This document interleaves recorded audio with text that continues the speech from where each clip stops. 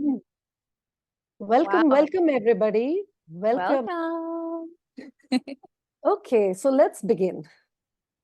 Let's do it. So, welcome again, everybody. We are absolutely delighted to have all of you over here. It's a Yeah. true pleasure. And I really want to thank everybody from the bottom of my heart for being here, for taking your time out, and being curious and open enough to learn about our stories, as incredible as they may sound to some people, of how can it be so simple that people can just heal from fruit. So thank you so much for your open-mindedness, for your open-heartedness, and for being here. And it's a Sunday evening for us in India. It's Sunday afternoon, Sunday morning for people in the US. There's so many more things you could be doing with your time. The fact that you chose to be here, we really, really appreciate that. And we will try, Adriana and I will try our mostest, bestest to give you the best possible value in the next 1.5 hours so that it's totally worthwhile for you to have invested this time to learn about natural healing.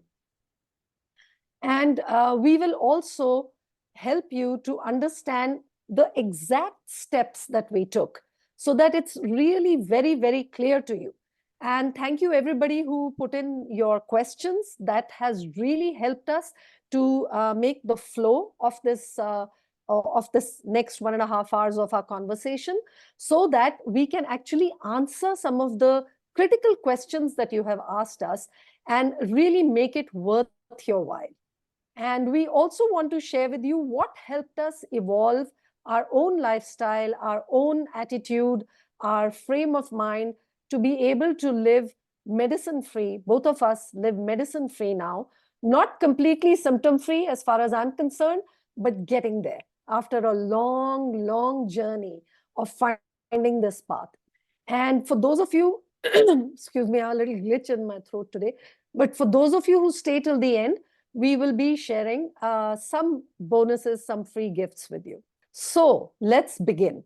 So I'm just going to introduce myself first, and then Adriana will introduce herself. So I work as a holistic health coach. I was diagnosed with rheumatoid arthritis in 2007. And initially, I didn't know what to do. So I went the usual mainstream allopathic route and started taking methotrexate and steroids. If there's anybody here who has RA and is looking for answers for RA, please type RA in the chat. And so that, I mean, it was a difficult time, as those of you who have RA or any kind of inflammatory autoimmune conditions will understand. And I was very, very keen to get off those medications because they were so strong and they were simply not suiting me. So that began my journey towards natural healing. And everything that I learned, I'm going to be sharing with you in the course of today. But right now, I work as a health coach and I offer programs and all sorts of support for people. And we'll give you more details of that later. But when I came across Adriana, I think it was just last month that we met. Yeah. And it was an instant connection because her journey and my journey have been so similar. And I just said that we have to get on a call and we have to share with as many people as possible, because who knows that people are looking for just these answers and we want to share them with as many people as possible. So go ahead and introduce yourself, Adriana. Sure. Thank you, Nandini. So, hi, I'm Adriana. I am also a raw food health coach. I'm super passionate about helping people with this. It's one of my favorite things to do is teach people all about healing from their conditions. And also, so I was diagnosed with multiple sclerosis when I was 24 years old. Pretty sure I had it since I was 21 because I was getting symptoms already at that time. Yeah, type in the chat MS if you are struggling with multiple sclerosis or symptoms such as that right now. Yeah. Oh my gosh. Okay. So as a lot of you already know, this is a really scary diagnosis. I mean, they all are. The doctors scare the crap out of you, right? That's what happened to me. The doctors, gave me the really morbid tone of voice, like, Adriana, sorry to tell you, but you have MS. So I actually, when I found out, I was really scared at first, but then all of a sudden I just felt this rush of energy, like, wow, I'm gonna heal. I just knew it in my core. And so ever since making that decision, like I'm going to heal, I was on that path. But I'll go into more details about how it actually didn't really work out after a few years because I wasn't making the right choices. So I'll talk about that a little bit later. But I decided not to take any medication. My neurologist offered it to me, but after I researched the side effects of the medications, I couldn't. I did not want to do it. So that's my story. So yeah, I'm a raw food health coach. That's my favorite thing to do is help people with this. So yeah, and we'll talk about that more at the end as well.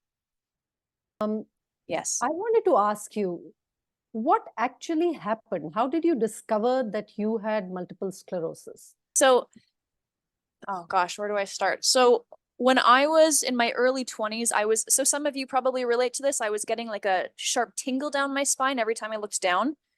Type a me in the chat if that's you, if that happened to you. And then after that symptom, one day, yeah, so somebody already, Shariana, yeah. So I woke up one morning and the entire right side of my body was totally heavy. It was like I had sandbags in my arm and leg. I couldn't move them. My parents drove me to the hospital and the doctors were like, we don't really know what it is, so you're fine. So I was like, okay. And then when I was 24, I was still getting that sharp tingle down my spine. So I finally said, I need to get an MRI. And after I got this MRI, I got the diagnosis and here we are. Yeah. Okay, so a couple of people have experienced that exact same thing. Yeah, really scary symptoms. So as for me, some of the people who've joined here are already connected with me, so they know my story. But basically, I lost my younger sister in 2007, unfortunately, to badly managed rheumatoid arthritis. At that time, I didn't have any symptoms, but I went through a lot of emotional trauma that I speak about when I do my introductory videos. So I won't go into it in a lot of detail. But I felt a lot of emotions of guilt, helplessness at not being able to help because she was 6 years younger than me. And she passed away. And 2 months after that, after her passing, I woke up one night with my hand like double the size that it should be, red hot, and paining so bad that I couldn't even, like, I couldn't do anything. I just sat there like that, all night wondering what just happened.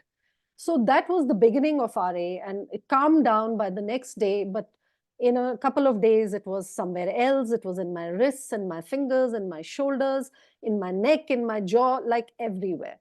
And it took 9 months to get a diagnosis because it didn't show up in the blood. So I suffered with extreme pain for 9 months without any medication because there was no diagnosis. And I went to all kinds of alternative healers at that time. So that's my story of how I got it. And finally, after 9 months, I went to another rheumatologist, and he actually checked all my joints, and he said, I don't need a blood report. You are probably seronegative, which means it doesn't show up in the blood, but you have rheumatoid arthritis. And of course, we had a history as well. My grandmother had it, my sister had it.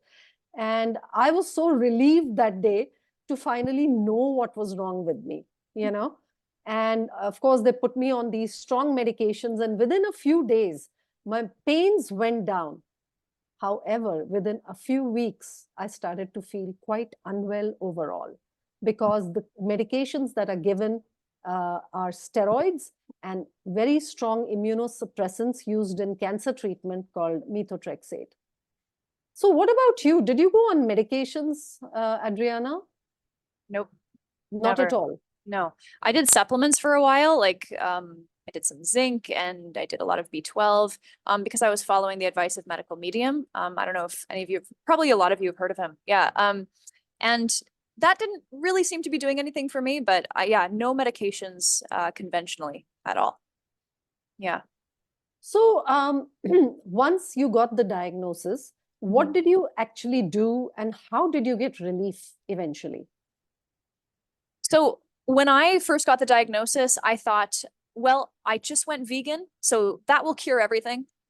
Did not. Short story. Did not cure everything. I was, Oreos are vegan, so you can actually be super unhealthy on a vegan diet. from my own experience. I know a lot of people do like whole food, plant-based, you know, that whole thing. So I slowly transitioned into that. But what happened was in 2020, this was 3 years into my diagnosis, I had a huge health scare. So my feet started to get really numb and tingly. And then over the course of a few days, it like slowly and insidiously just spread up my legs into my pelvis, my crotch, like my stomach. It felt like I was wearing a band around my waist, around my torso, even my chest, even parts of my face, my hands. Like it was terrifying. Like it was probably the scariest thing that ever happened to me. And I was just freaking out. Yeah. And so I remember I was basically crying every day and just trying to think like, what did I do wrong? Like, I thought that my vegan diet was healing me, but clearly it wasn't because I was still eating lots of junk food. So basically what I did was I decided, okay, I need to change my diet. So I started doing lots of research about, you know, healing with food. And I started finding a lot of different people, like the Walls protocol, which I did not do because I'm a vegan. So I was like, there has to be another way. Then I found the medical medium. So I started doing a lot of his protocols. I started eating more fruits and vegetables, started doing a little bit of juicing, but I still wasn't willing to give up my coffee and all that. So symptoms persisted, but I was getting better because I was eating more fruits and vegetables and taking out more of the trash. Eventually, I came across the raw food diet. And then eventually the fruit diet, where it's basically just fruit, sometimes some leafy greens. And so I took out everything else, took out coffee, took out alcohol, took out all the trash, and started eating only fruits. And then every once in a while, vegetables. And holy moly, my symptoms just dissipated so much. Like How I long have did my, how long go did it ahead, take for you to experience, you know, your relief. symptoms dissipating? Yeah. Probably like a couple of weeks, not even like from going on a raw food diet, it was really fast. But up until then, I was eating more fruits and vegetables. So it was a really slow healing process. I was still taking in a lot of other things that are toxic. I was, you know, drinking alcohol still drinking coffee. No judgment to anybody who's doing that. Like I get it. That stuff is fun. Okay. I get it. But for me, it was it was ruining my health. And so I stopped doing it. Um, but yeah, it it from my experience, it doesn't take long if you just implement the right things as quickly as possible. Yeah. That's What quite about for you? amazing that it took you 2 weeks. Yeah, for me, it was, I took the slow scenic route because I was diagnosed back Okay. in 2007. That is already, I don't know what, 16 years or something like that. Wow. Yeah. And so first I went on medications. Then I started, you know, reading a lot of stuff, learning, because at that time there was not that much information available. In 2011, I came across the China study, which Mhm. talks about a whole food plant-based diet. And I decided to give it a try. And I started feeling better. I started shedding weight.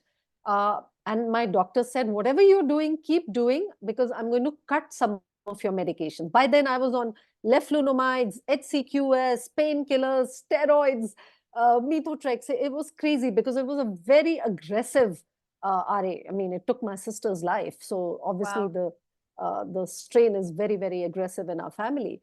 And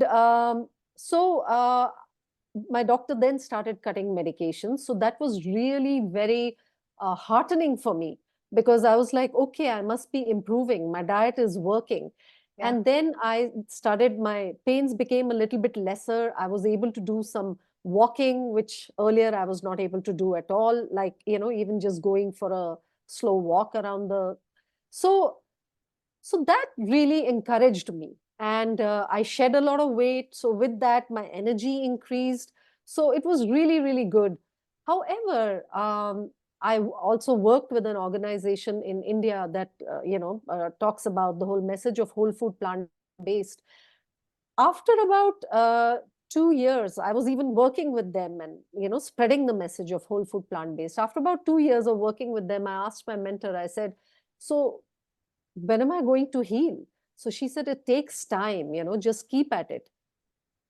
5 years later, I asked, when am I going to heal? It takes time, keep at it. Somehow that was not sounding that good to me. Yeah. 7 years passed on the whole food plant-based diet, and I was still not off all my medications. I tried 7 times actually during the whole 12 years or something it was, or 14 years, to quit my medications through different protocols. You know, there's the Paddison diet from Australia. I tried that.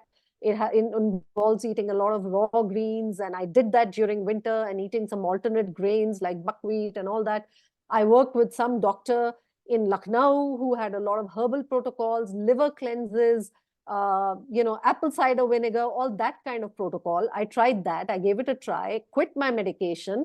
However, the pain just went increasing, and I would say, I'm feeling worse. I'm feeling worse. He's like, hang in there, hang in there. I hung in for 3 months. When I couldn't get up from my bed, when I couldn't comb my hair, when I couldn't wear my shirt, I knew that it was time to go back on medications.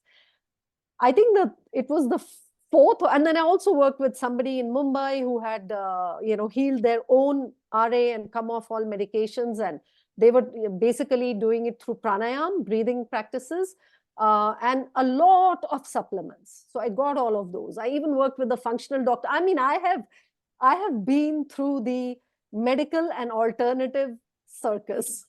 I have fully, entertained and spent whatever money I had made in the first half of my life. I spent it looking for a cure or a help or a natural treatment for myself.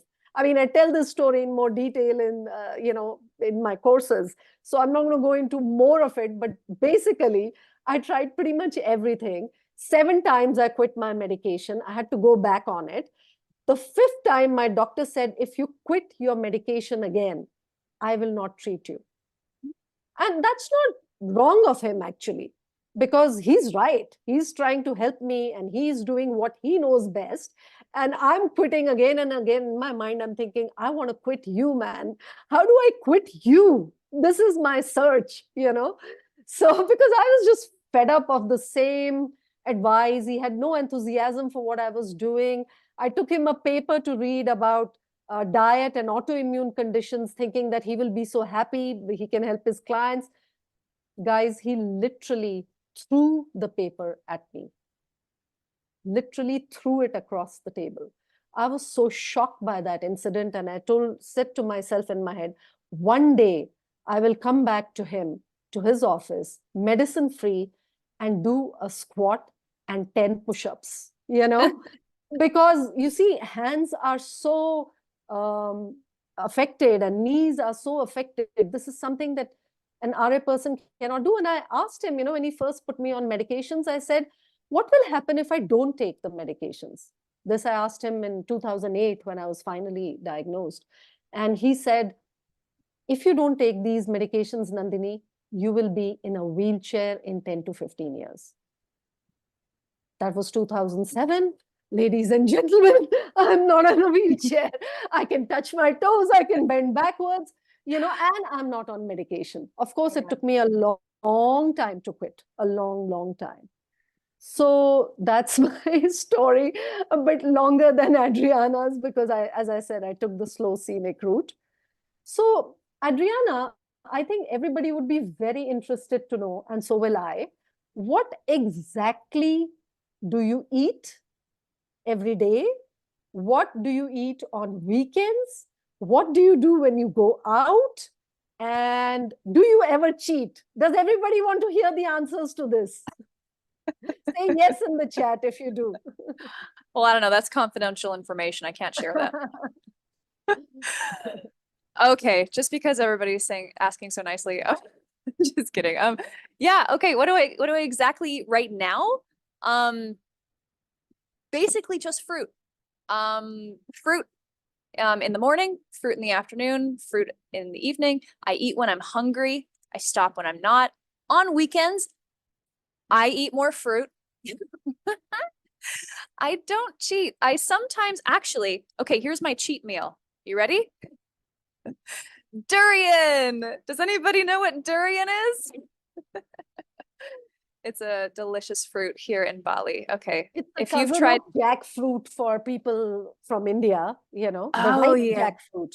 Oh, I had a chempedak today. I don't know if anybody knows what chempedak is, but oh, It's so good. also in the same family, is it? Yeah, same family as jackfruit. Absolutely delicious. But actually, they have some really amazing raw food restaurants here in Bali, and every once in a while I'll go have a meal, but they are just so high in fat and like nuts and seeds. They're all dehydrated. It's just not exactly ideal. So I do that very rarely. Those are my cheat meals, is raw vegan restaurant meals, which I actually have decided not to do anymore for right now. And durian, which durian isn't Okay. even a cheat, but it's just that, high fat causes MS symptoms specifically to react or to cause like little flare-ups. I know for me for sure, but I know that this is a common thing for other people with MS that I've spoken to. Yeah. What about you, Nandini? What do you eat? What's your menu? I've also taken the slow route to changing my diet. I Yeah. have to confess, everybody, that I had extreme cravings for salt, cravings for cooked food, cravings Yeah. for being socially accepted, cravings for belonging to my family because I'm a Punjabi, you know, it's one of the states in India, and Punjabis are notorious for their eating habits. Our food is full of non-vegetarian food, full of dairy products, everything. If your grandmother loves you, she puts an extra dollop of ghee Mhm. or oil in your food. So it took me a long time to learn to clean up my diet and even to come out of my cravings. But if right now I am fully raw, and in fact, I'm doing my own raw vegan challenge right now. And all through the day, I eat fruit. I eat, in fact, my bowl of grapes is right here. So I eat a lot of juicy fruits. Um, like in the morning, I would eat watermelons, melons when it's high season, summertime, which is coming around now. And in the winter, I would eat oranges. You know, I even would take some orange juice, which is kind of slow pressed and made with some fiber in it. And then I would, as my hunger increases, I can then go towards papayas, guavas, apples, then mangoes. The mangoes are about to come. So all day I eat fruit. And in the evening, some of the days a week. So some days I eat all fruit all day. And some of the days I eat a salad, which will have greens, which will have some bell peppers, some lots of cucumber, um, some grated carrot, and sometimes avocado. Other times some dressing with dates and lemon and things like that. So that's currently what I'm eating. But even 1 month ago, I was still eating cooked. But every time I ate even cooked vegetables, when I say cooked, I don't mean like a full meal with rice and chapati and dal and sabzi. This is a typical Indian meal and all of that. No, no, no. I was eating just like some cooked vegetables, a couple of bowls, small bowls of cooked vegetables, even that would flare me. So actually, I feel best on fruit. And I used to get tempted during the cold winter time to eat something warm. But this winter, the craving to eat something warm has been much lesser because I've been at it for a very long time. I discovered the idea of eating fruit as your meals. For the first time, I heard about it from Dr. Robert Morse. Maybe you can just put his name in the chat so people can pick it up. He is a naturopathic doctor, Dr. Robert Morse, ND. You'll find lots of his videos on YouTube, although YouTube is censoring him, so many of his videos were removed. But he speaks a lot about going on all fruit. That's the first time I ever heard about it. And I have to tell you this, that I had been trying, I told my story of trying to come off medications. So in November 2020, I heard about an all fruit diet. And I said, okay, let's give it a try because I've done so many things. Let me try this. I tried it. like I started doing it in December, the coldest season, but I did it anyway. Nice. Because I was in so much pain. By January, I was in so much pain despite being on medication. By January, I was able to start quitting my medications just in 1 month of being on all fruit. Wow. And in fact, I quit all my medications and I have not taken my medication since whatever it was, December 2020 or something like that. I have not taken any more medications. So it was that powerful.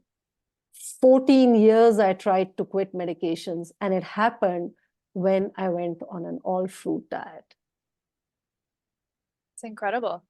That's how powerful it is. But of course, I fell off the bandwagon because I'm not perfect. And then I ate some cooked and whatever. Then the inflammation came back, but I never needed to take medication again. It never went back to that extreme.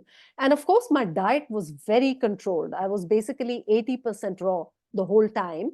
And in between, I would do these all fruit challenges every few months. I would join someone's challenge and do an all fruit challenge. And that really helped because slowly, I got accustomed to my new identity as somebody who eats primarily fruit, to work it out with my family, to inform my friends, to figure out, what's the season for what fruit, what I like, what I want for breakfast, what I want for lunch. So it was like a self-learning journey, because when I first started on it, I didn't know anybody else. So I hired a lot of health coaches. I worked with a lot of raw food coaches, health coaches. I still do to this day because they inspire me to go deeper and deeper. And I did this challenge in 2022, I think, where I went 2 months on all fruit. At that time, I was struggling with the wrist that was swollen for over 6 months. Like I didn't have mobility. I could just move it, like this. And then it had, another protrusion that was coming out. I think it was my left wrist at that time. And I went on this all fruit challenge. Within 4 days, I saw my wrist literally deflating like a balloon. I was convinced that this is the way to go because every time it's so powerful, even my eyesight improved. The number that I had been wearing for years, it came to half within a month and it came to a quarter within 2 months. So it was literally like nature was saying, you want to see true health? Let me show you. Let me open your eyes. Let me clear your eyesight. It was such a powerful internal message for me. Right. Yeah. Wow. That's amazing. It's so cool because like people have different amazing breakthroughs in their health when they try this diet. Like I know people like you, Nandini, who've also healed their eyesight just because like not because they were trying to heal their eyesight. No. Like they were like, I just want to heal this like really like serious condition, but then their eyesight improves, or they all of a sudden have better digestion, or their skin just clears up. I mean, that's one thing a lot of people notice when they do either a low-fat raw vegan diet or an all-fruit diet. The skin just clears up so quickly. You just have no more zits. I mean, while you're detoxing and over the years, like you might still have breakouts because a lot of people still have a lot of healing to do. Like for me, I know I said, oh yeah, it took like 2 weeks for my symptoms to disappear. No. Like I still have symptoms, but I have my life back. Like I used to not be able to run or do yoga because my balance was terrible. I like every time I tried to go for a jog, it was like pain in my feet and my legs, and like they were so heavy. But now like that is gone. Like yeah, I have a little bit of tingles and numbness, but it's not ruining my life. Like I barely notice it. It's just a little bit annoying. It's almost like there's just like a little fly in the room. But that's the thing is that like this is a process. Like I've been eating fruit for a year and a half of just raw vegan, mostly fruit. And the healing that happened so instantly and dramatically all happened really quickly. Kind of like for you, Nandini, you experienced like you were able to move your hand again within, what was it, like a month? You were able to get off medication within a month. That's super speedy healing. But then of course there's still like the little things that might still need to be healed, right? Yeah. Yeah. you get to see the effects pretty quickly, but then the full healing will take time because, God Yeah. knows what all is connected with it. I wanted to say something actually. Something occurred to me when you were saying, the skin clears and eyesight gets better. These are the side effects of going Yeah, on a fruit diet. that's The it. magical side effect bonuses of going on a fruit diet. Somebody said, will I not lose a lot of weight? Initially, you will lose waste. You will lose the toxicity Yeah. that your body will release, and eventually when you eat fruit, you will come back. If you continue on it, you will come back to a healthy weight because the body will rebuild all of that diseased tissue by first throwing it out and then rebuilding new healthy tissue, new healthy cells in your body. This has been my experience. And there's a participant who's a member in my tribe as well, Pinky Kaur. She's a fruitarian and she just said, I got rid of my glasses. So that's another Rock and person roll. talking Woo. about, and she's over 60 years old, something like that. So, if she can do it, I can do it. I mean, these are the side effects that one gets. Somebody was asking about diabetes. Can people on diabetes, and this is a question that came up in our questions as well. Would you Okay. like to address that? Can people with diabetes eat fruit? Abso-freaking-lutely. Well, okay, but like there's a story to this because you can't eat fruit if you are eating a super high fat diet. And it also like, so type 1 and type 2 are very different. Like I know I'm not like a diabetes expert, but not a doctor, obviously. But what I do know is like my dad has type 2, okay? The thing that happens is that if you eat a really high fat diet, and then you also include sugar in your diet, like from refined sugars or even from fruits, what happens is the fat creates thickened blood. Okay? It thickens your blood. So the side effect of that is that when you also eat sugar from fruit, any sugar source, the sugar cannot get into the cells. It stays in the bloodstream, hence the insulin spikes. So no, if you have diabetes, any type, you cannot eat fruit if you're on a high fat diet. But what you can do is go on a very low fat diet, which is what we are meant to do. And then you can eat as much fruit as you care for. Like I know of a man named Dr. Douglas Graham. I've got his book right here. If you got to read this book, this is the 80-10-10 diet. This guy's my mentor.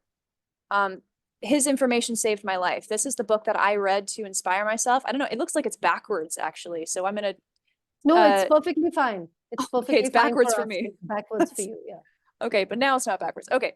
So I'll hold it up a little bit longer. But anyways, so he has worked with like probably thousands of people with type 2 diabetes and type 1. And with type 2 diabetes, this is like the easiest condition to reverse. The easiest one. Like 100% success rate. I'm not even exaggerating right now. So I people totally that second that, by the way. I've yeah, seen thank you. people's sugar levels come down in one meal. In Yeah, one meal.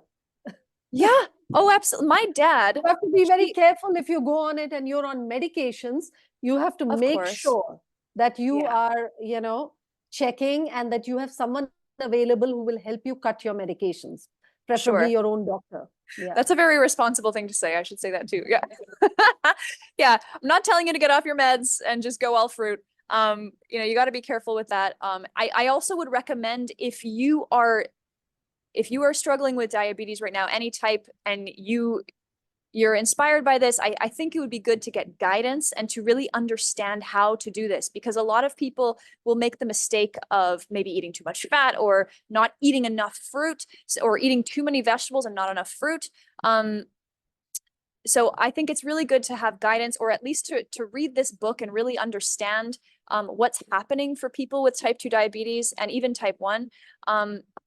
Yeah, it's an amazing, amazing book. So do your research first so you know what you're doing. So you could work with either Nandini or I as well. We're both health coaches. We know how to deal with that. So Yeah. yeah. And another thing I wanted to actually mention is that if anybody has any kind of inflammatory condition, like autoimmune conditions are all inflammatory. but most lifestyle diseases are linked to inflammation, especially if your diagnosis has a name which ends with itis, I-T-I-S. That's usually the short code for inflammation. It's a Greek, I think it comes from the Greek. So arthritis, colitis, all these itis diseases. So if you have that, please type the name of the condition that your doctor tells you that you have, because actually going on fruit is the most anti-inflammatory diet in the world. Yeah, starting with berries, melons, and all kinds of fruit. Because even with vegetables, there's some issues, the cruciferous trigger some people, the nightshades trigger some other people. Then they talk about oxalates in greens and so on. But with fruit, apart from this mythology about sugar not being good for you, let me tell you this, by the way, let's address this. The sugar in fruit, which is fructose, simple sugars, is actually the food and fuel of our cells. It's the highest quality food and fuel of our cells. Apart from the electricity, hydration, it has all the nutrients, all the possible micronutrients, the antioxidants, and most of the minerals as well. So vitamins, all of that can be found in fruit. People talk about protein. You search for fruit and say which amino acid is there in pomegranate, which amino acid in mango. It will give you lists. So all fruit has amino acids. The body doesn't need protein. It needs amino acids because it has the capacity to make its own protein. So this whole protein thing is actually a giant myth. You can read a book called Proteinaholic, which exposes this whole scam. It's written by an MD, by a doctor. Proteinaholic. Look for it. And there's so many people who are on a high fruit diet that I know who are thriving, and they're coming out of difficult conditions like we have. They're even sports people, and we'll be, now you're connected with us, we'll give you more clues. But there are people who run marathons, like this lady, I forget her name, in Australia. I recently shared her video in my membership group. She and her husband, who are over 60, have run the entire periphery of Australia, setting a world record of running a marathon a day. Yeah. For more than 365 days, like for more than a year, like maybe 2 extra days. So there are people like that. So there's nothing to be worried about protein when it comes to being on a natural diet. Nature didn't really make mistakes and say that, okay, we'll give elephants their, their shoots and leaves, and we'll give squirrels their nuts, and we'll give, rabbits their carrots and greens, and we'll give tigers their deer. But humans, they have to buy gas and, heating elements and vessels and ovens and all sorts of things to be able to make their food palatable. When I thought about it, it didn't make sense to me. I'm like, why would nature not give humans their natural food just like the other millions of species in nature? Absolutely. Yeah, Jeanette and Alan. Thank you, whoever put that. Jeanette and Alan. That's it. The couple who are marathon. Alan Murray and Jeanette Murray. Thank you, Sujata, for pulling that up. Oh, yeah. Nice. I'll put it in the WhatsApp group as well, their video. It's so inspiring. Sorry, go ahead, Adriana. You were saying something. Oh, I was just gonna piggyback off of what you said. The simplicity of this diet is so amazing. And a lot of people think it's really restrictive at first, which of course I can understand why people think that, because going from a mainstream diet of all these different complicated dishes, kind of like what you were getting at there, Nandini, about like, we need to have, stoves and pots and pans and all this stuff. But there's no other animal in nature who does this. There's no other animal in nature. And in fact, every single animal is a raw foodist.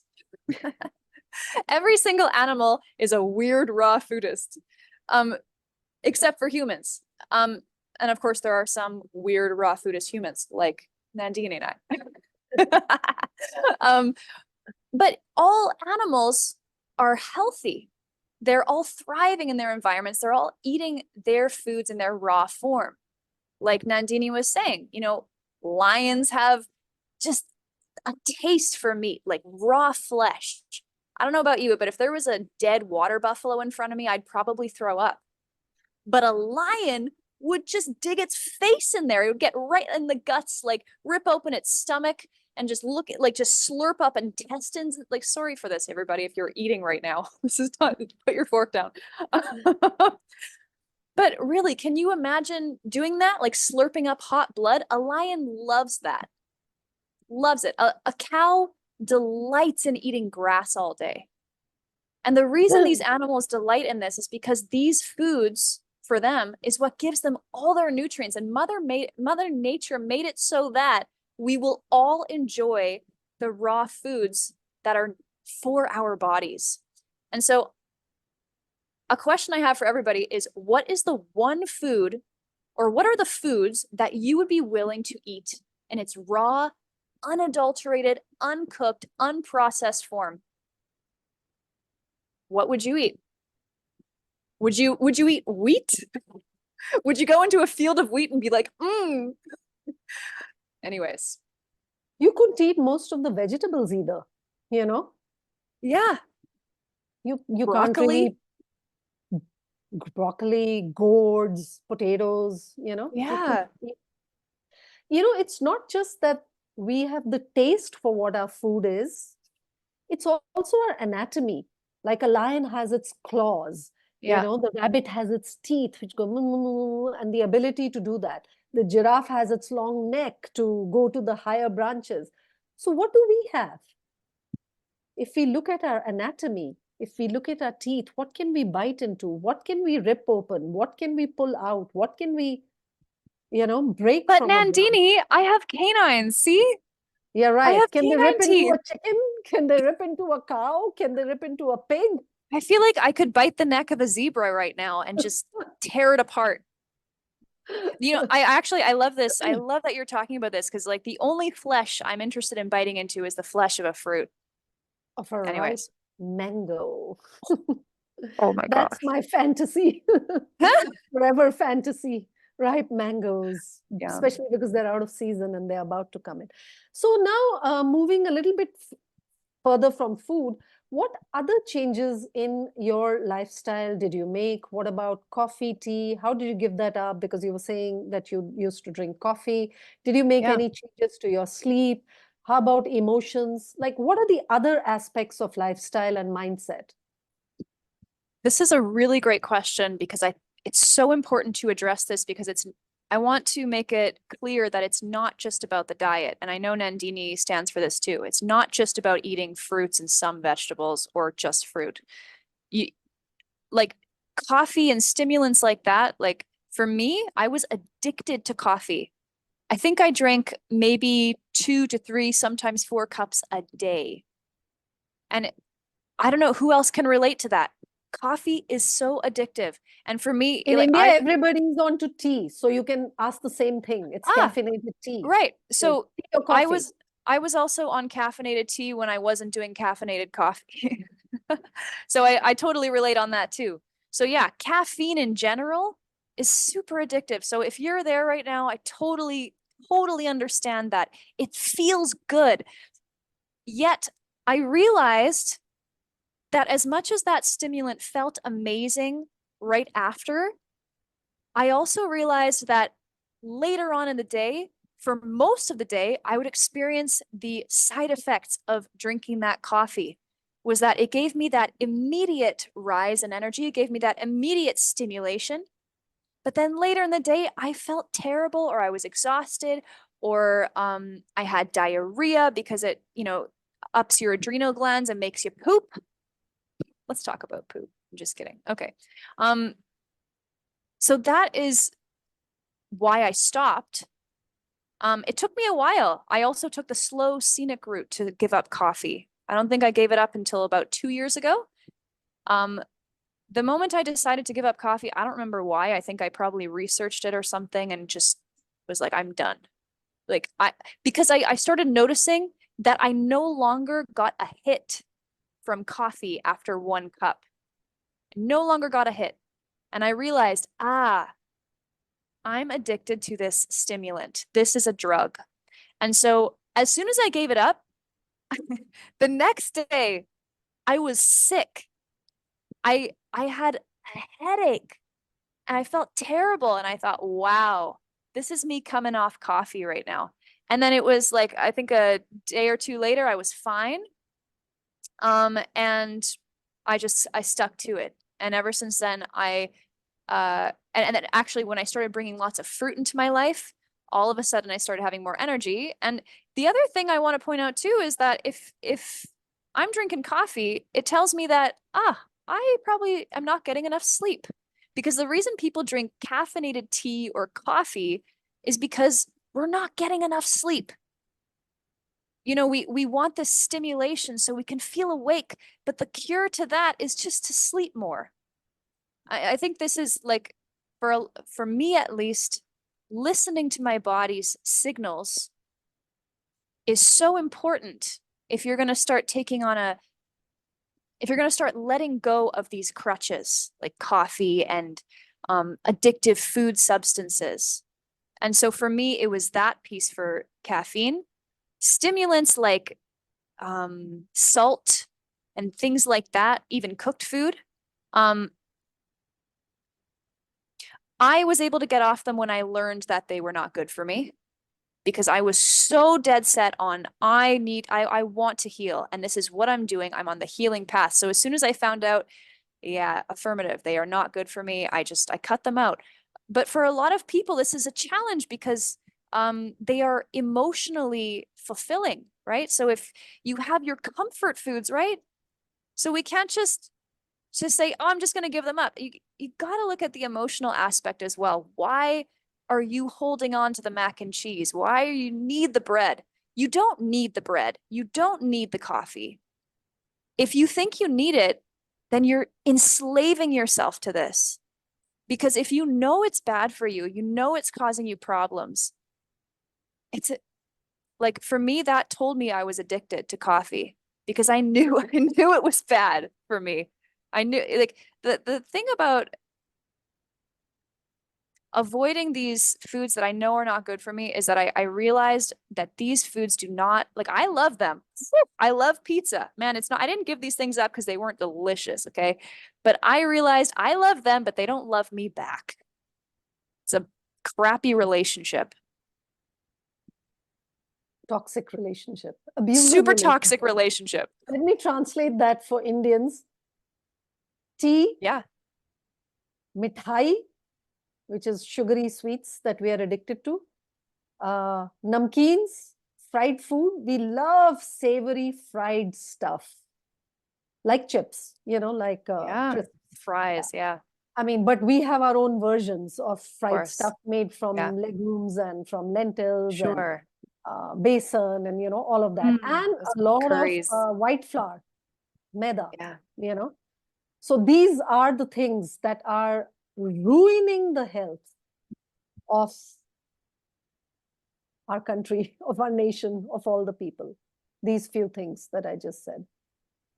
Refined food, sugar, fried food, a lot of oil, tea, coffee, and maida, white. So if you're just in the beginning of the journey and you're still into, sad diet or SID diet, the Indian diet is as sad, then start there. Start there, because then you will get into the track of the habit of saying no to something that is not good for you and saying yes to what is good for you. What other things? What did you do from an emotional angle? I'm still working on the emotional piece. I mean, I think we all are as human beings. Like, I don't think there's going to be a point where I'm not working on my emotional poise. I think this is something we can always be developing. But what I did learn in my studies with the mind-body connection is that when we're really stressed out chronically, we're in a chronic state of stress. This actually puts the body into a fight or flight state. And this fight or flight state does not allow healing to happen. And the reason is because if you're stressed out, your body is being told that there is a danger nearby. Like, let's say there's a tiger nearby. There isn't, but there's maybe your boss or your family members. You're stressed out about finances or something like that. This puts your body into like a really high adrenaline state. And if that's chronic, it means that you're going to be having like, your adrenals activated all the time. You're going to be exhausted and depleted. It means that your body is not going to be in the healing state because it's ready to give all its energy to run, fight, or hide from the danger. Type in the chat if you feel like there's a lot of stress in your life. Type the word stress. I know for me, like there was so much stress in my life when I was growing up, in my 20s. Yeah, stress with all the S's. I feel you, Madhu. I feel you on that. Yeah, like it's something that we also need to address in our health. And I certainly am and still am. And how do I address it? I meditate every day. This really helps me a lot. I make sure to get regular exercise. I go for my morning runs. So grateful to be able to run on the beach every morning. It's so peaceful. I try to make sure that I surround myself with people that I feel good around, that I feel at ease with, and people that I'm also inspired by. I think this is so important. People you feel loved by and that you are also able to give love to, like being able to, incorporate peaceful activities into your life, whatever that looks like for you. And the other aspect that I added to my life that really helped me a lot with healing and just with overall well-being, which is what I think we need to focus on too, is starting to do the things that I actually enjoy and starting to let go of all the heavy stuff, like what I think I'm supposed to do, or the things that once I enjoyed, but I no longer do. This freed up so much energy for me. And that energy our body uses that to heal itself as well. When you feel at peace, so that I talked about the fight or flight nervous system, about how it sends our body into a adrenaline survivor state.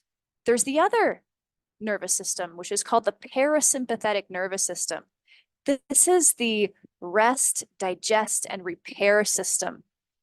So this system means that your body is now at rest. It is activated by the emotions of peace, joy, love, fun. Have fun, you guys. Laugh. Do things that feel good. This is going to activate that parasympathetic nervous system that also activates the healing mechanism in your body. So important. So that's what I try to focus on my very best. What about you, Nandini? Yeah, that's amazing. Actually, I used to think that I do all these practices. I'm spiritually oriented. I meditate. I don't have any financial stress. I don't have any relationship stress. So I felt like I had no stress. And and a couple of years ago, I got panic attacks. I got anxiety attacks. And I'm like, where is this coming from? Like, I couldn't fathom why I was going through something like this when there was apparently no stress in my life. And I was hospitalized. This was two years ago, I think. And COVID had just begun around that time, however long it has been. And they couldn't find anything. They did all the tests. They couldn't find anything. They gave me anti-anxiety pills and high blood pressure pills because my blood pressure was very elevated.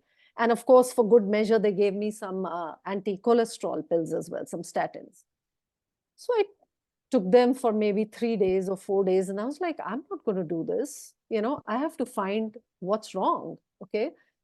So I did a lot of prayer, a lot of meditation, a lot of whatever, cleaned up my diet even further, and I didn't need to take any of the medications. However, early last year in 2023, I again experienced panic attacks and anxiety, like very high level. This time I knew that going to the hospital is not an option because they're not going to find anything anyway. I'm like, so what am I going to do? Like, can't even sit. It's like so crazy. And my heart was racing 120 beats a minute or something, or 150 even at times. And I just said, if I'm not going to go to the hospital, I don't want to take medications because I know they'll just give me those anti-anxiety pills and drug me and sedate me. And I just said, I'm going to sit with it. So I sat with it. What does that mean? I literally closed my eyes and I said, what's happening? What's coming up? Okay, I feel this tightness in my throat, in my chest, and I feel so completely uneasy. So I, completely felt into what was happening in my body. And I asked myself, where is this coming from? I really asked the universe to give me some answers. Where is this coming from? What is happening? And I discovered so much suppressed emotions and trauma. I discovered that I had not even properly grieved my sister because I had been so strong when she passed away, like so pretending to be so strong for everybody that I was completely out of touch with how I was feeling because I had to take charge, take care of things. My mother, my other sister who just had a baby. It was like, okay, what do we need to do? How do we control things? How do we get this together? That I had actually never taken the time to feel my own sadness, my own grief, my own, all those complex emotions that I felt. And those started coming out. Can you imagine? She passed away in 2007. And I only really sat with it in 2023. It took me 4 months, guys. And some days I meditated for 5 hours, 6 hours. I just locked my room every time I felt anxiety. Some days I would get an anxiety attack in the middle of having a meal with my sister. And I would have to leave the meal and lock myself in my room, put on my candle and sit with it. Some days I would get an anxiety attack in the middle of sleep. It would wake me up from deep sleep. And I'm like, what's happening? Where is this coming from? 4 months. I went off all social media. I stopped all my work and I went into this. And actually, the work that I share now with people emerged out of this. And this emotional healing, cleansing, which, as Adriana said, is ongoing. But I think I cleared up a lot of backlog in those 4 months that had been sitting there. Some memories were 50 years old from when I was 4 years old, just some trauma buried there from what happened with parents and things like that. None of it had any relevance as an adult because I had a wonderful relationship, with my father, for example. But there was trauma buried from 4 years old when I was slapped one time.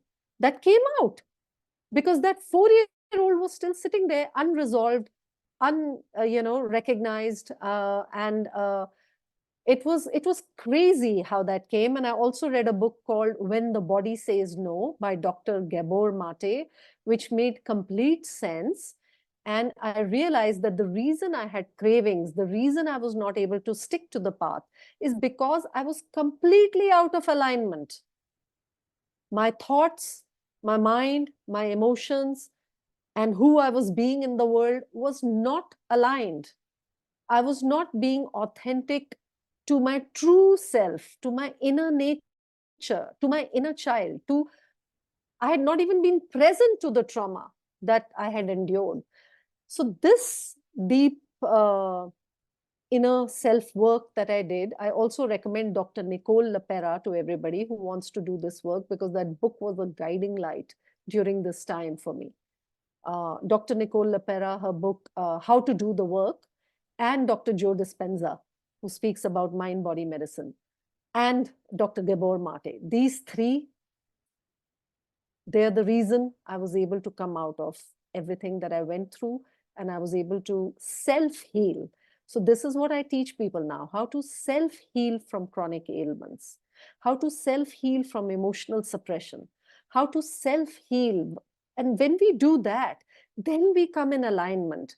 Then, when we are in alignment, all that energy that was being used to suppress emotions now becomes free to be active, to live your life, to be excited about fruit, um, to confidently live the lifestyle that you have chosen for yourself. And if we don't do the work, because I hadn't done the work so deeply, I was just caught in conditioning and cravings and addictions and questions and lack of self-belief and just wanting to be part of the crowd and not wanting to break away, not wanting to stand up to our families or the social situation. Once you clear this within yourself, once you become intimate with your own self and you learn to live your authentic life, then all these questions just melt away, drop away. Please say in the chat if you can relate to what I'm saying. Just say can relate, because I'm sure many of you have done this work already. Not in the way I have done, but you've done it in your own way. And you have cleared a lot of things in your life as well. So if you can clear that, what you've already cleared, you can clear this as well, and you can go all the way. So please write in the chat. Yeah, a lot of people saying, I can relate, I can relate. So bravo for you for doing the inner emotional work. And those who have done it know there's always more. It's like an onion peel. You just keep peeling it and there's more and more and more. So it's an ongoing journey, like Adriana said. It's never done. It's an ongoing journey because the universe is helping us elevate our consciousness, elevate the way we are living on this planet, elevate the level of our thoughts and our contribution to the world. So that's Absolutely. the path that I Nicely said. work with my members on, and that's what I teach. So what challenges did you face in making this switch? Because it's a complete lifestyle shift. Yeah. It's food, it's the way you think, it's who you hang out with, the family. In fact, you are now living in the tropics, far away from your home country. So what were some of the challenges that you faced when you made these changes in your life? I personally, I have a super supportive family. I'm extremely fortunate. Even when I went vegan, my parents were questioning it. They were a little concerned, but they just were right on board with me. And also when I made the switch to what I'm doing now, which is all fruit, some vegetables. Again, my dad in particular was a little bit concerned. But my mom was like, cool, if you think it's good for you, I trust you. So I'm really, really fortunate. My parents really trust me, and they're very curious, and they ask a lot of great questions. So for me, it was very easy. But I know for a lot of people, this is one of the most challenging aspects of making this change. So my heart goes out to you. If you are wanting to make this change, but you're scared of what other people in your life are going to say or think. So type in the chat right now, me, if you feel that fear of making a switch because of what other people might say or do, or ask you if you make a change in your diet, or if you have made a change. So some things that I say to people about this is that, like, you're the only person that has to live in your own body. Okay, so like if somebody's coming at you with like, well, you're not going to get this, you're not going to get protein, you're not going to get omega-3s, this, and like all the questions, right? Valid questions. Of course they're valid. It's okay to either say, I don't know. You don't have to explain yourself, but you also could just tell people why you're doing this. What has made you, caused you to make this choice for yourself? Maybe you could tell them, well, I've done some research. This is what I've learned. This is what I like to do. So if somebody comes at me with like a question, like, where do you get your protein, for example, I say, you know what? That's a really great question. Here's what I learned about protein. Or I'll say, you know what? I used to think the exact same thing you did, because it's true. I used to think the exact same way as everybody else, because this is what we have learned as children, as even young adults, growing up our whole lives. This is what we've known to be true about food. So you can relate to almost anybody who asks you questions about this stuff. And at the end of the day, like I said, you're the only person who has to live in your body and deal with the symptoms that will come as a result of the choices you make. So, I mean, that's what I would say is, really think about how the choices you make are going to affect you, not the other people in your life. You're not making food choices for other people. You're making them for you. And I remember Nandini and I were having a discussion about this, and she was telling me how she feels like an emotional connection when she eats certain food with family members, which I totally get. Family dinners for me are sometimes not awkward for me. I feel really confident about it, but I know a lot of people feel a little bit weird. Like, I'm the only person eating salad tonight. I'm the only person eating a pile of mangoes. Everybody else is having pizza. Like, you become like the person in the family that maybe is the health nut. But I would say, stand strong in what you are choosing to do for you. Like, this is your life. That's what I always tell myself. Like, I'm doing this for me because I always eat for the outcome that I want, not because I want to look a certain way, like to other people or anything like that. It's like, I want this health outcome. And I saw somebody else say here, Nita said, fear of missing out. Yeah, totally. Like, I'm totally missing out on pizza, hamburgers. Nandini, you were mentioning some delicious Indian dishes that I've definitely tried, those delicious curries. Listen, I did not give up these foods, samosas. Oh my God. Like, I did not give up these foods because they don't taste good. Okay. They taste delicious.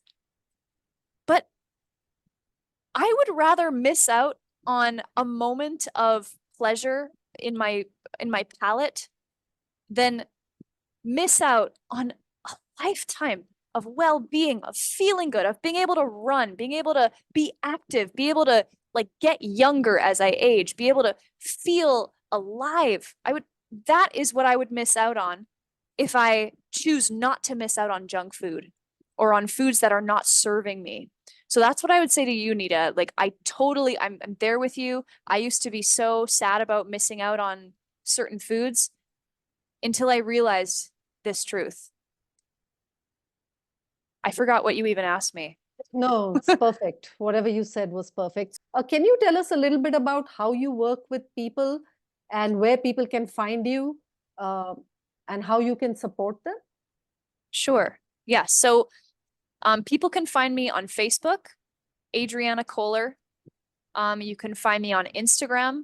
My Instagram handle is at Adriana Banana _. Okay. I'm also on YouTube, Adriana Banana. Okay. So the way you can contact me is through Facebook or Instagram. Just send me a message. We can set up a free call and have a discussion and see if working together is right for you. And if like I feel like I can help you out. And so what would happen basically is we would have a call and have that discussion. And then from there, we would kind of make a plan. Like, what are you needing? Like, what are you dealing with? What are your goals? And then we would work together until you felt great. So I basically, like, I have a program, but it's really simple. I work with you once a week.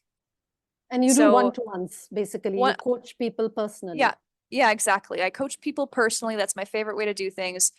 We get together once a week on Zoom or some other platform.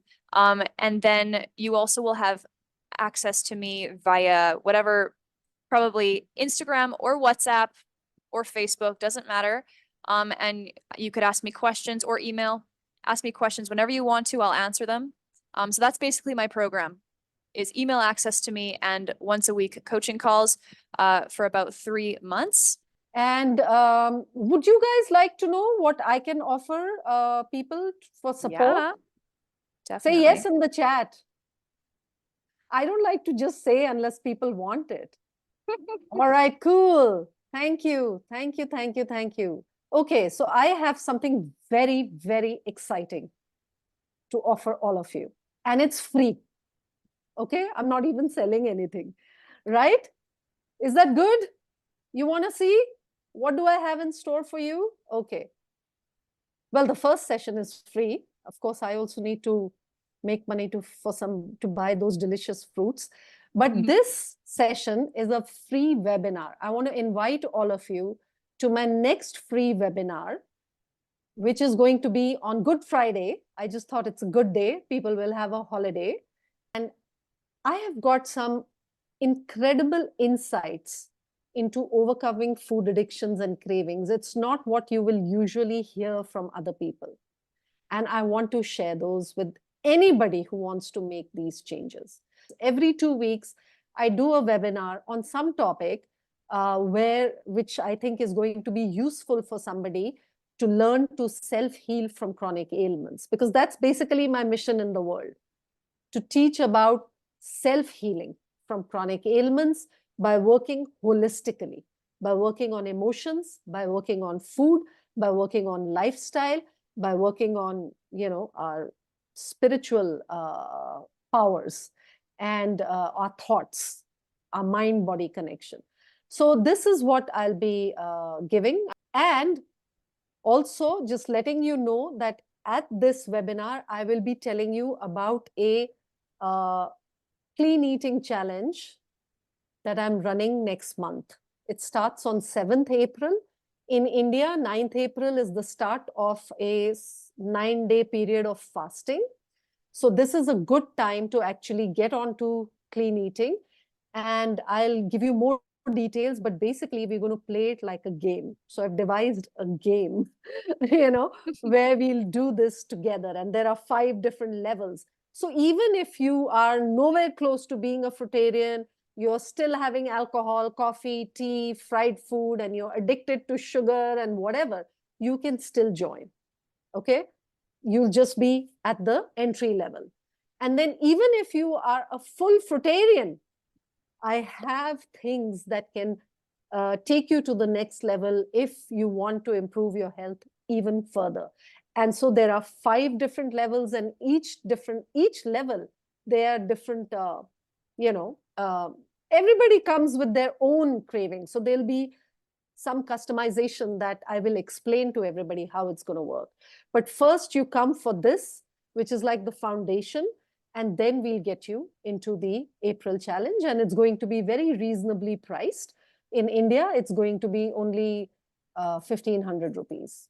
So I don't know, somebody do the US dollar thing. It's not much at all. And it'll be run for 3 weeks. And there'll be 2 Zoom calls a week. So there'll be full support, because I really want that the people who've come here, because my heart goes out to anybody who has an inflammatory condition, who is in pain, who wants to be drug-free, who's looking for natural answers, to really get all the support you want and to make it super affordable, okay? And to give free stuff as well, give low price stuff as well. And then I'll tell you about the memberships that you can join. I offer some lifetime memberships, and I won't get into those today, but I'll talk about it when we do our next webinar. Okay, so that's what I have in store for you. Do you like it? I like it. Cool. That poster Maybe is so we'll get cool. Adriana on one of the Zoom calls to pump us up, a I would little bit love more. that. That'll be amazing. That'll Gonna be have a little. amazing. We have. Is there anything else, Adriana, that you wanted to add from your Sure, side? really quickly. So, you know, this diet is free, by the way. Like, yeah, you have to buy your fruits. But like all the information you need is on the internet. It's, Nandini and I are giving out so much free information. Like it doesn't have to be like this giant investment. Like it really is an investment in yourself and in your health to, eat fruits and vegetables or eat fruit. But it doesn't need to be super expensive and like you're just like costing you an arm and a leg. I did this all for free. I didn't pay a dime. I actually didn't see any health food coaches or health health coaches. I just followed them on the internet. I read their books, which cost money, I guess, but they're like $20 American or Canadian. I don't know what that is in rupees, sorry. But it doesn't have to be like you spending so much money to make this happen. That's all I want to Yeah. say. Yeah, and my closing sort of thought, just to conclude this session before we go into Q&A, would be, I put out a prayer that show me the truth about health. Very deep prayer, which went from my heart to the universe, because I had a lot of time to think on my scenic 16-year journey. So, and I had a lot of days that I was in pain. I couldn't sleep, or I would wake up with pain, unable to move, unable to do anything, unable to, sometimes even difficult to walk to the loo. So I had a lot of thinking time. And I put out this deep prayer that show me the truth about health. And, I think that's the reason that it took me so long to heal, because I had to discover everything that was not health to get here. And the beauty is, it's so simple, elegant, delicious, sweet, and in your own hands. That's the truth I found, guys. That the truth about health is in your hands. And it's sweet, it's delicious, it's elegant, it's available for everybody. I was like, really? That's it? After 16 years of searching, that's it? Eat fruit? Not that Seriously? glamorous. Yeah. I mean, come on. It's not Yeah. some crazy method. It's not some, thing I have to do. It's what? Eat fruit? You mean the solution was right there in front of my face the whole time? And so delicious. Can you imagine? I'd rather eat 5 kilos of mangoes than eat one methotrexate or one HCQS or one prednisone steroids. Yeah? What would you, this is what I used to tell myself in my head. Nandini, okay, you're craving that rajma chawal. This is a dish in India, or that samosa or whatever. You want to eat that and then eat the medication, or you want to eat fruit, because that's your choice. And I was like, no, mangoes. I want to eat mangoes. Do you want to eat watermelons, or you want to eat that and then go see that doctor that you don't want to? No. I want to eat watermelons. I want to eat grapes. This is how I talk to myself during that time for many years, when I'm fighting my cravings, even now, sometimes when they come up, because this food is available in my house, it's being made. So this is it, that's what it boils down to. And to be able to walk on this, I'm like, yeah, I want to be out of my misery. I want to show that doctor. But right now I want this peanuts, roasted peanuts. Right now I want to eat this. This is the state I was in for many years. And I think something shifted after speaking to Adriana and another coach, actually, that I would love to introduce you to at some point. His name is Fran Turk. I had requested him to be here, but the timing is a bit off. He's in Argentina.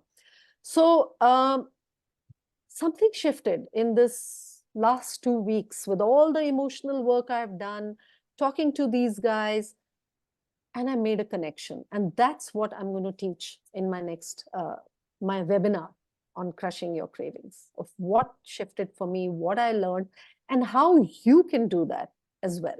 I'm going to give you a process. And then in the game that we are going to play next month, which I'm like super excited about, we are making avatars for all the 5. It's like, it's crazy. I'm having so much fun. I can't tell you. So once the game starts, we are going to really rock and roll. But anyway, in that, the game, I will teach this in depth and hold your hand through this process as well. But I'll anyway introduce you to it next Friday. You can try it for yourself as well, But we can get more accountability when we are working for a longer time together. So I would say the truth is simple.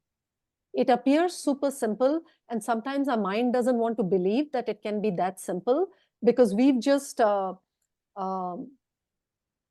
shall I say, hypnotized ourselves into believing that health is some super complicated thing that requires an MBBS and an MD with 7 years of study, who knows about chemicals and they have these machines. That's not what health is. That's sick care. That's not health care. And yes, there are things. I'm not saying that it doesn't work. There are things that work, and I would go to a hospital in case of an emergency. I'm not going to eat a fruit if there's an emergency and my head is split open and bleeding or something, touch wood. But for chronic ailments,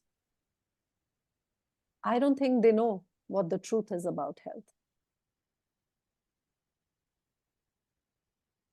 This is what I found. It might sound too simple, but all I say is give it a try. Try it for a day or a week or a month if you can.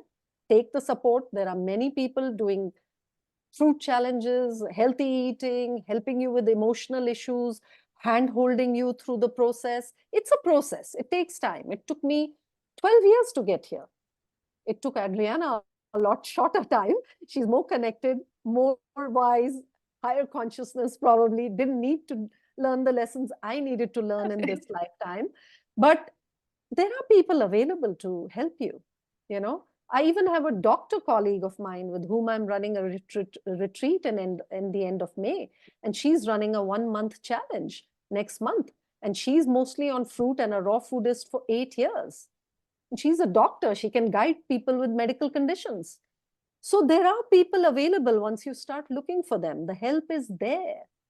So please do consider this path, give it a good try, and don't be disheartened if you're not super successful or you're overcome with cravings, because I've been struggling for so many years. Just keep at it. Just get back on. Just keep at it. Get back on. You will fall. Falling is inevitable when you start something new. But getting back on is an option, and I want you to take that option.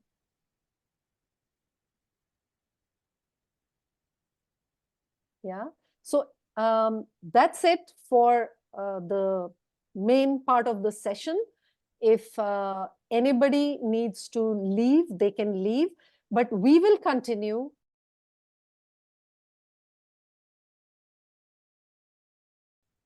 And whoever wants to stay and hang out with us and have their questions answered, we are happy to answer questions because, you know, we love doing this. This is my mission. Oh, yeah. This is my heart's work. So we are very happy to stay here and answer all your questions. So the first question I have for you that has already come in is, what are the best fruits to consume to reverse autoimmune conditions, and how do they work in the body? Best fruits to consume. Any fruits. Yeah. Any fruits. The only thing I would say is to be careful with the high fat fruits like avocados. And if you have durian available, be careful with those. I know for myself, I avoid eating avocados. I would focus on sweet, juicy fruits, but really any fruits. You can eat any fruits. It doesn't actually matter. A lot of people have the misconception that fruit or food in general is what heals you. It's not the food that heals you. Your body heals you. Your body knows how to heal itself. The body is self-healing. It's that we give our bodies the foods that it's designed for. Nandini was mentioning how the sugar in fruit is literally the preferred fuel source for our cells. And also fruits are the easiest to digest for every human being's body. Fruit is the easiest to digest in almost every case, unless you've got like something going on that you're still healing from, so you might have some sensitivities. I know some people have said they're, sensitive with bananas or citrus fruits. But what that tells you is that there's some healing and there's some issues that can be resolved, but over time. So eat whatever fruits you want to eat that feel good to eat. Just chill out on the fat fruits though. Like avocados, I wouldn't take in too many, especially if you've got multiple sclerosis. For me, I don't do avocados right now. If I really want to do an avocado, I do like a half for one day. But sweet, juicy fruits are amazing. Yeah. Wonderful. And I would say the same thing. And actually, the thing in India is we don't have durian, and avocado is not that freely available and very, very expensive. So Perfect. those two are not an issue. Maybe jackfruit is the brother of durian in India, so go easy on that. And yes, I have also experienced, I once did a challenge with a guy called Black Orville Fruitarian Douglas. handle, Orville Douglas, and he put us on only juicy fruit. For 1 month, I was on all juicy fruit. Guys, I have not been able to squat for 14 years, like a full squat. I could squat in the 3rd week, like a full squat. And anybody who has rheumatoid arthritis knows what an achievement that is. Yeah. Yeah. I mean, I held on to something because I don't have that much strength in my legs, but I was able to go all the way down and pick myself up with support, which I have not been able to do for so many years. So it is quite remarkable, how quickly things can change in your body. Yeah. So the second question is, how can I address concerns about protein deficiency and sustainability when it comes to a fruit-based diet, especially when I face skepticism from the family and other people? That's a I would really add great even my question. doctor. Yeah. Yeah, absolutely. I mean, there's skepticism from almost all angles socially in almost every case. So first, the first part of that question was a protein question. It's such a great question because we are bombarded with the idea that we need exorbitant amounts of protein. But the thing is that we get all the protein we need from the foods that we eat. You could be on any diet and you would be getting enough protein. In fact, the only diet where you don't get enough protein is a starvation diet, which means you don't eat any food or you're not eating enough food. We get all the protein we need from fruits and tender leafy greens, or just fruits. It's not as much as a piece of meat, of course, but that amount of protein is the exact amount of protein that a human body needs. So I'll give you an example here. So if you think about mother's milk is 6% protein, 6%. And that allows a baby to, so another thing here, a baby has the greatest need for protein. Out of all human beings, an infant has the greatest need for protein. Why? Because they're building, they're growing rapidly. They need those building blocks to create a body. So they actually have a higher protein need than us adults. And they're only taking in 6% with the mother's milk. And yet they can grow their body to the size of a full human being. And at the start of their life, that's all they need to rapidly grow into a healthy 1 or 2 or 3-year-old child. So that's the protein thing. We don't need more than 10% protein. It has been proven by, I think it's the USDA and the NRC. If you look these places up, these are official scientific studies that have been done time and time again. It's always between like 10 to 15% protein is all we need. I would say that 10% or less is ideal. Otherwise, we start running into problems with our kidneys. It's just, and usually protein foods are actually super high fat foods. So if you think about meat, people call them, oh, I'm eating my protein today. Actually, your protein food, the meat, is actually super high in fat for most cases. Right? So you're actually just taking in tons of fat. Okay, so that's the protein question answered. The second part of that question was sustainability, right? Yes. Okay. Yeah, so sustainability, I wonder, I'm guessing that you mean by sustainability is like keeping up, like continuing on it. Okay. Yeah. So I want to make sure. So if that's what it is about, like sustaining this diet, kind of like what Nandini was saying, keep going, don't give up. If you slip up and you have a cooked meal, or you eat that food that wasn't quite supportive or loving your body, just try again tomorrow. It's always another day. Be nice to yourself. Be nice to yourself. We're so mean to ourselves when we make mistakes. We've got to be nice to ourselves about it. The second thing I would say is eat enough fruit, because a lot of people we're not used to eating such a high volume, because with fruit, it's lower in calories per bite than most of the foods we have been eating traditionally. Cooked foods, fried foods, meats, cheeses, oils, these are really high in calories. So they might give us that satiation cue. Well, maybe not really, but they actually don't really do that. But they're more, I guess, we don't have to eat as much in order to get that many calories. But with fruit, you have to eat more bites. So it actually takes a little bit of practice. So like what's going to happen is, when you're eating a lot of fruit, it's really high in water content, and it digests really nicely, really easily, really quickly. And so that's the other thing too, is, you might realize, okay, if you eat a couple of mangoes, half an hour later, you're still hungry. Oh, wow, that digested so quickly. So it actually just means you need to eat more fruit. So it's just getting to know your body, getting to know how much volume you actually need. Yeah. What would you say about that, Nandini? Yeah, I think that's a really, really important point. Actually, this is the biggest mistake that people make. They don't eat enough fruit. Yeah. They eat fruit like they used to eat fruit when Like they a were still snack. eating cooked food. Yeah, like a Yeah. snack. So, like some of my clients initially, they would say, I just can't sustain fruit. I feel so hungry all the time. And I Yeah. would ask them, how much fruit have you eaten? Yeah. Well, I had half an apple and I had a banana. I'm Yeah. like, but that's not even enough calories. You have to Yeah. have 300, 400, 500 calories, the amount of calories that we have in Right. a meal. So then Right. I realized that I had to tell them the quantities. So then I started telling them, please eat a kilo of fruit. Yeah. Put 1 kilo of fruit in a basket or on a tray on your dining table, and don't eat anything cooked till you have finished that.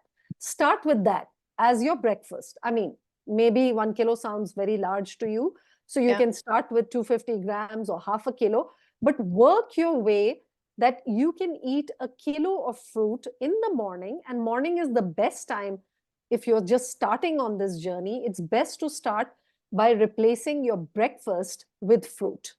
Mm-hmm.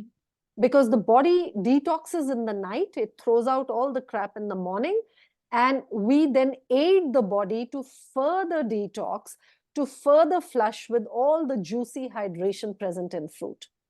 So it's best to start your day with fruit. If you want to make one simple change, replace your breakfast with fruit. If that seems too hard, don't worry about it. Have your first meal of the day as fruit, and slowly build that up into 1 kilo till you don't need anything cooked for breakfast. The first salad or cooked meal that you have is your lunch. But if you're somebody who's facing extreme symptoms right now, then your journey will need to be a little bit faster, as in you may need to jump onto this bandwagon to see the relief that you're seeking. I think people will get relief even by switching just to breakfast on fruit, and that will encourage you to go further and further as you connect with your body, as you learn from the symptoms of your body, how it responds when you're eating fruit and how it responds when you're eating something else. You will then learn how to do it for yourself and what works best for your body and your condition. What do you think, Adriana? Eating fruit for breakfast. Is Yeah. that okay? My first suggestion is, if it's too much to make all the big changes, Yeah, just do fruit for breakfast. Start there. I think that's a great start. Absolutely. One other thing I would add to that, is to dramatically lower the fat content in your diet. I know this is really tough for a lot of people because I have a story about my father really quick here. So my dad was a type 2 diabetic, and I said was. Okay. My dad was almost about to go on insulin, and he just said, like, I don't want to do that. I don't want to have to take these shots. I don't really know exactly what people have to take for that because I didn't but my dad made small changes, and the small changes he made, he asked me for advice about it. So of course I helped him. And I told him just to lower the fat content in his diet and increase the carbohydrates in his diet. Because my dad was eating lots of nuts, lots of seeds. Those things are delicious, really easy to eat when they're in a package, right? It's delicious. So he lowered the amount of meat he was taking in. He stopped eating so many nuts, and he started eating more carbohydrates, more fruits, more vegetables, even some cooked carbohydrates like potatoes, even bread, which it's not an ideal food, but hey, it's lower in fat. So when it's lower in fat, you're going to have a much better reaction, first of all, with fruit. And also that will alleviate the blood sugar spikes as well for people with type 2 diabetes. And it also frees up energy for the body to heal itself, because fat is so difficult for our bodies to digest, especially fats from meat. We're not designed to eat meat anatomically.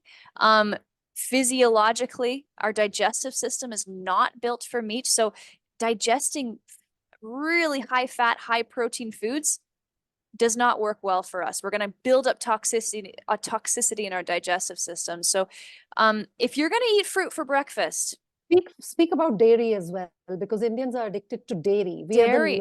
one of the largest Yeah, consumers of dairy. And even though we right. say holy cow in India, we are one of the largest exporters of beef in the world. Wow. I didn't Yeah, know that. we don't eat our cows, we cut them up and send it to the whole world. This What? is how, I had no this is the idea. dystopian world that we live in. So Whoa. I know the secret yeah, now. so there is a lot more actually to where what that is. Wow. You can look it up, guys. Largest beef exporters in the world. If you don't believe me, I'm tell surprised. you. Wow. We are in the top 3 countries or something. I think Brazil What? is #1 and India is 2 or 3, depending on the year. Wow. Please continue. I just wanted to mention that. And it's Dairy. because of dairy, because we keep birthing cows, right? Yeah. For dairy. Yep. The cow only produces milk for its baby after giving birth, and we keep birthing them. So now Yeah. what do we do with them once they're spent and they are no longer giving, producing milk? Cut them up, sell them Yeah. to the world. Yeah. Absolutely. Dairy is a lot. I mean, I don't know how it is in India. I know in America and in Canada, a lot of the dairy is high in a lot of different hormones and chemicals, and they inject the cows with a lot of antibiotics and things like that. And all of those things that they give to the cows are going into the milk. Okay, so you're ingesting that. And beyond that, we are not meant to be drinking baby calf growth food. We're meant to ingest mother's milk from when we're babies. After we're done being babies, drinking milk is no longer required. Now, we are told when we're children, at least in North America, we were told you got to drink your milk because it's good for your bones. Okay. But drinking milk is just because it has calcium in it, it does not mean that it's increasing the amount of calcium in your bones. In fact, we're getting enough calcium from the vegetables that we eat, from the fruits that we eat. We don't need more than that. It's kind of like how we say we need to have protein in order, like we need to have tons of protein, more protein in order to sustain the protein that we're already getting from our foods. That's not true. We're getting enough of these vitamins and minerals from our natural diet. If you really think about it, drinking breast milk from a cow, if you're an adult human, it doesn't actually make any sense. It's the same way that for a human being to chase after a zebra and bite its neck and eat its innards does not really make sense. These aren't our foods. And cheese. Oh my gosh. Are you guys into cheese in India? Lots of cheese? Yeah, Yeah. we call it paneer. It's like a homemade cottage cheese type version. Oh, yeah, yeah, And yeah. we are into Heard about that. ghee. And ghee. That's All the solidified, we take butter yeah, and we heat it and we remove whatever water content is in that also. And we yeah, get ghee, which is pure fat from the animals, yeah. milk. And see, this is the thing too, is like the ghee, the butter, the cheese, the milk, all these things are super high in fat as well. And that does not serve us to be eating a super high fat diet. I know that there's the whole keto diet thing, but the thing about that is that if you're on a, we don't need to talk about keto, actually, I won't even get into that. But if you're eating really high fat content foods, and then you're also like, let's say you're like, okay, I'm going to do fruit for breakfast. If you had a really heavy meal of fat the night before, that might still be in your digestive system because fat takes sometimes over 24 hours to actually digest and leave your body and leave your bloodstream. So if it's super high fat and then you eat fruit in the morning, a lot of people will say, oh, I've got acid stomach, I've got acid reflux. This happens all the time for people because we don't realize that that meal that you had the night before is still in your system. And so that combination of fruit on top of a super difficult to digest meal, fruit is really fast to digest. It's going to create like this acid reaction. It's going to be like a little chemistry project down there. It's not good. So it's important to lower the fat content in your diet. So dairy, cheese, butter, all those things are super high in fat. And I would recommend if it's really difficult for you to let go of those things, to just try to cut them down slowly. And rather than focus on taking things out, I don't like to focus on taking things out too much. I think it's so important to focus on bringing in the right things. Bring in the fruit, bring in the carbohydrates, vegetables too. Anything you want to add to that, Nandini? Yeah, so like I have in the game that I've built for April. So the Nice. first step is to cut down on all processed food, the things that I was mentioning, maida and sugar and Yeah. fried food and all of that. The next step is to actually cut out meat and dairy.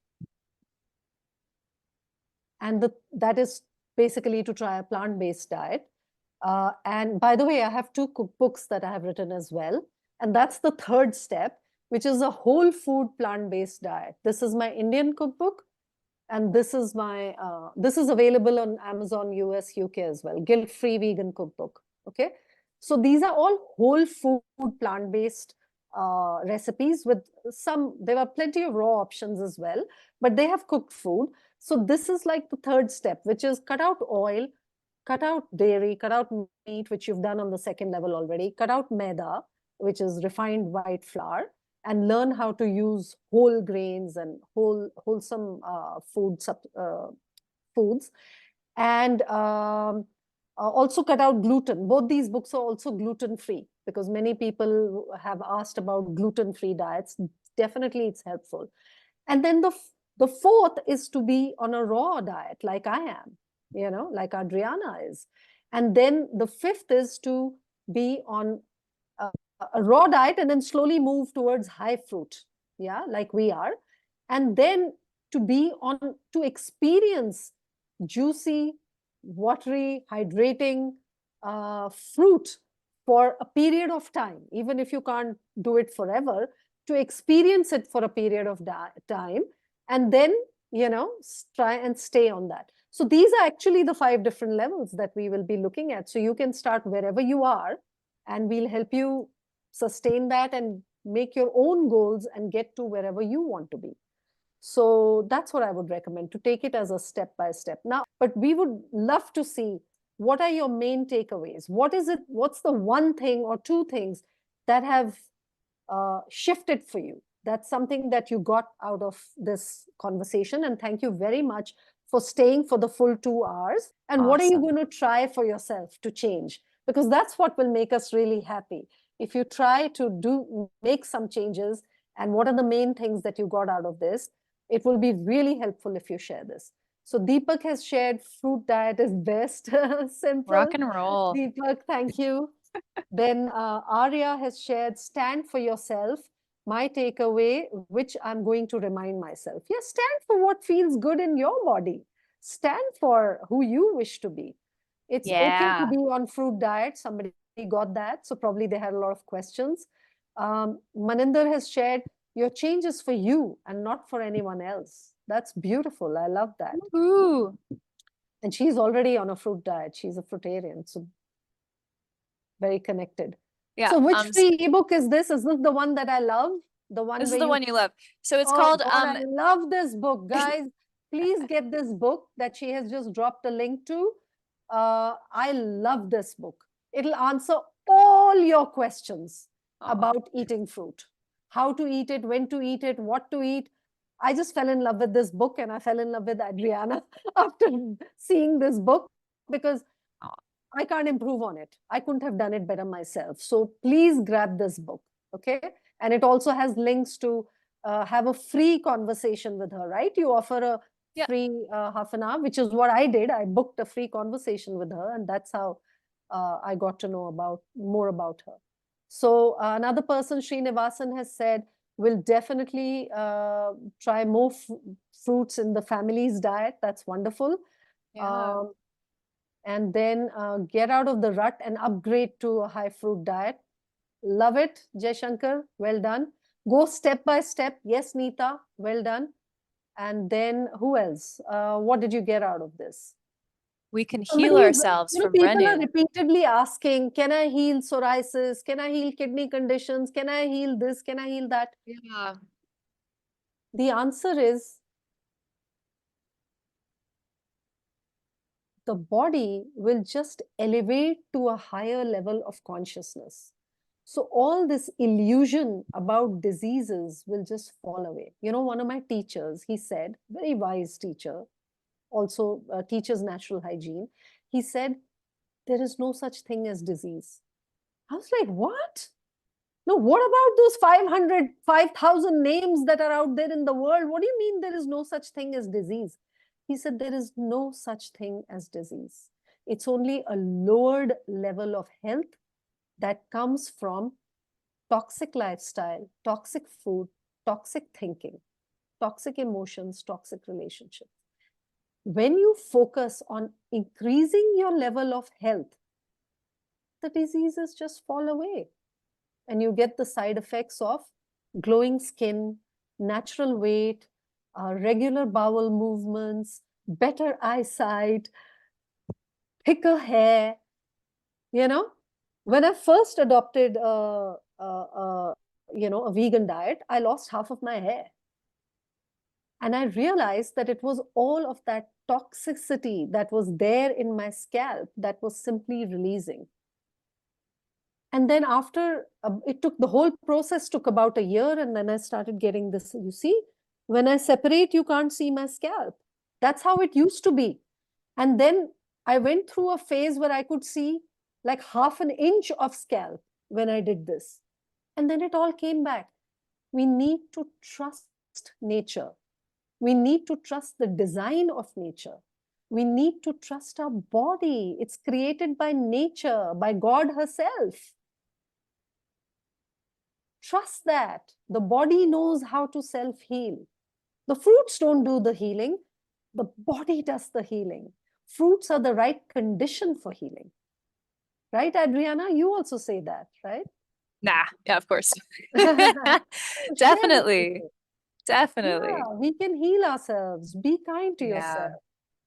Somebody is Yeah. inspired to start fruit diet for breakfast. Go, Shweta. Well done. Yeah. Rock and roll. I mean, So you the know what? answer is, can psoriasis be cured with fruit? Yes, give it a try. Give it a Don't try. believe us. Just try it for yourself, because there is nothing the body cannot heal.